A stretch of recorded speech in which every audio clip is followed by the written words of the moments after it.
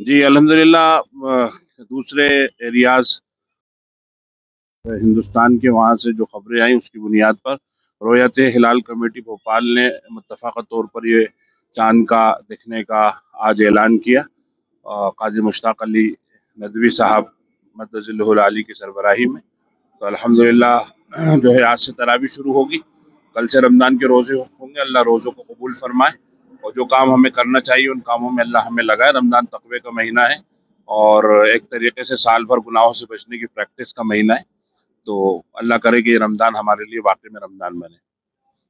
کل سے لگاتار پٹاخوں کی بھی آواز آ رہی تھی، اور ابھی مطلب سے پہلے ہی آواز آ رہی دیکھیے، اگر یہ کہا جائے تو غلط نہیں ہوگا کہ یہ بڑی کم نصیبی کی بات ہے کہ لوگ بغیر کسی تصدیق کے اس طریقے سے اور اس نازک وقت کے اندر پٹاخے چلانا شروع کر دیتے ہیں، جس سے لوگوں میں بہت کنفیوژن کریٹ ہوتا ہے۔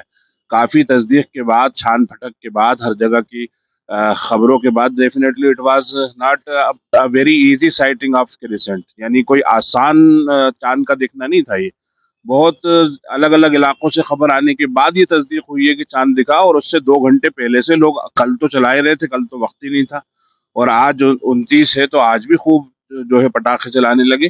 تو یہ بہت غیر ذمہ دارانہ عمل ہے۔ اگر آپ ایسے وقت میں اگر ایسا کام کوئی مسلمان کرے گا تو یقیناً اسے بچنا چاہیے۔ یہ ایک طریقے سے بے حرمتی کا عمل ہے۔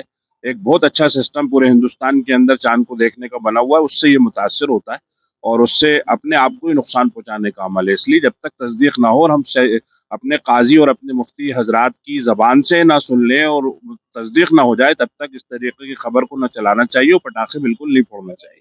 قرآن کی تلاوت کے حوالے سے جو لوگ موبائل میں دیکھ کے قرآن پڑھتے ہیں، گھر میں بھی آج کل وہی دیکھیے، جہاں تک جواز کا مسئلہ ہے تو قرآن کا موبائل پر پڑھنا جائز ہے۔